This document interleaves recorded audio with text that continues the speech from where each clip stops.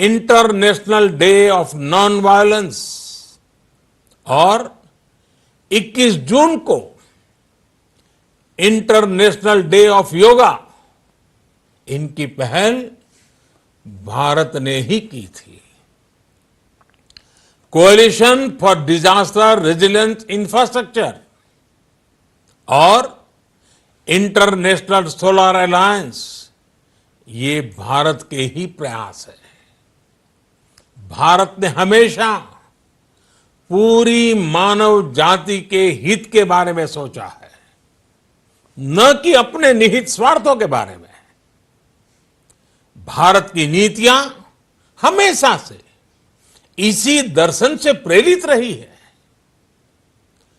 भारत की neighbourhood first policy से लेकर एक्ट ईस्ट पॉलिसी तक, security and growth for all in the region, इसकी सोच, या फिर इंडो पैसिफिक क्षेत्र के प्रति हमारे विचार, सभी में इस दर्शन की झलक दिखाई देती है। भारत की पार्टनरशिप का मार्गदर्शन भी यही सिद्धांत तय करता है। भारत जब किसी से दोस्ती का हाथ बढ़ाता है तो वो किसी तीसरे के खिलाफ नहीं होती। भारत जब विकास की साझेदारी मजबूत करता है तो उसके पीछे किसी साथी देश को मजबूर करने की सोच नहीं होती। हम अपनी विकास यात्रा से मिले अनुभव साझा करने में कभी पीछे नहीं रहते।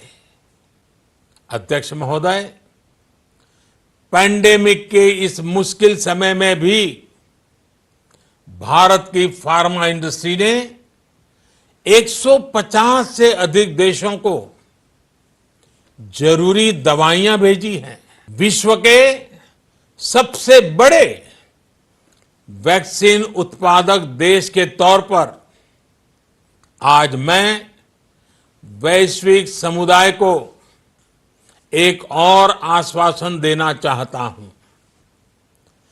भारत की वैक्सीन प्रोडक्शन और वैक्सीन डिलीवरी क्षमता पूरी मानवता को इस संकट से बाहर निकालने के लिए काम आएगी। हम भारत में और अपने पड़ोस में फेज 3 क्लिनिकल ट्रायल्स की तरफ बढ़ रहे हैं।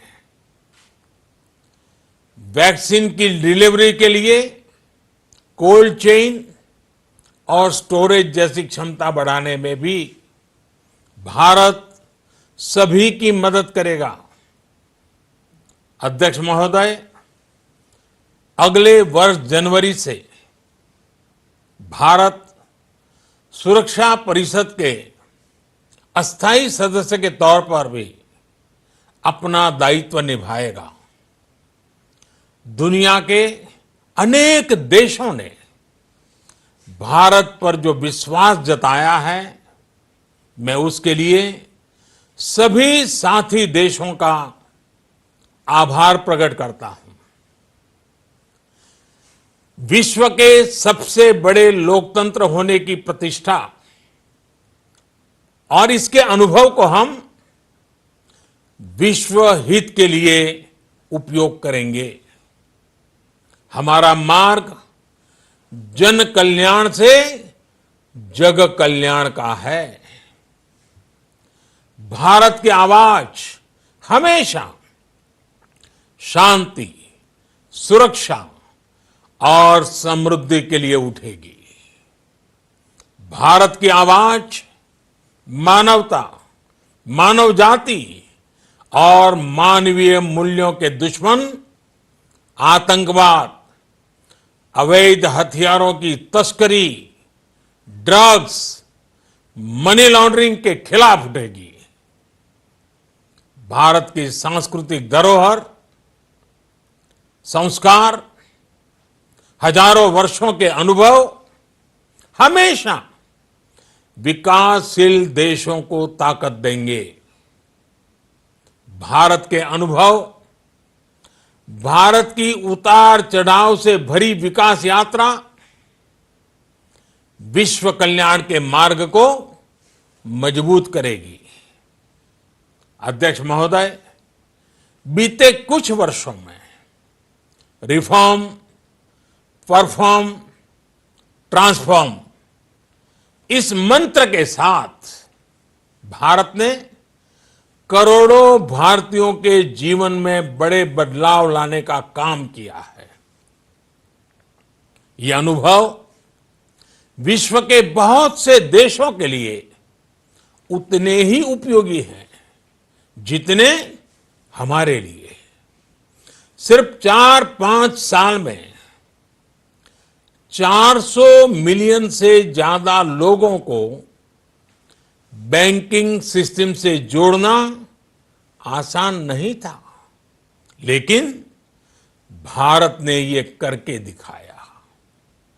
सिर्फ 4-5 साल में 600 मिलियन लोगों को ओपन डेफिकेशन से मुक्त करना आसान नहीं था, लेकिन भारत ने ये करके दिखाया। सिर्फ 2-3 साल में 500 मिलियन से ज्यादा लोगों को मुफ्त इलाज की सुविधा से जोड़ना आसान नहीं था, लेकिन भारत ने ये करके दिखाया। आज भारत डिजिटल ट्रांजैक्शन के मामले में दुनिया के अग्रणी देशों में है। आज भारत अपने करोड़ों नागरिकों को डिजिटल एक्सेस देकर एम्पावरमेंट और ट्रांसपेरेंसी सुनिश्चित कर रहा है।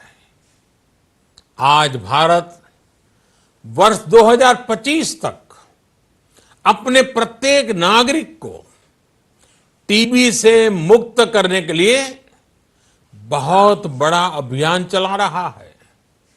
आज भारत अपने गांवों के 150 मिलियन घरों में पाइप से पीने का पानी पहुंचाने का अभियान चला रहा है। कुछ दिन पहले ही भारत ने अपने 6 लाख गांवों को ब्रॉडबैंड ऑप्टिकल फाइबर से कनेक्ट करने की बहुत बड़ी योजना की शुरुआत की है। अध्यक्ष महोदय, पैंडेमिक के बाद बनी परिस्थितियों के बाद हम आत्मनिर्भर भारत के विजन को लेकर आगे बढ़ रहे हैं। आत्मनिर्भर भारत अभियान ग्लोबल इकोनॉमी के लिए भी एक फोर्स मल्टीप्लायर होगा। भारत में आज ये सुनिश्चित किया जा रहा है कि सभी योजनाओं का लाभ बिना किसी भेदभाव प्रत्येक नागरिक तक पहुंचे। विमेन एंटरप्राइज और लीडरशिप को प्रमोट करने के लिए भारत में बड़े स्तर पर प्रयास चल रहे हैं।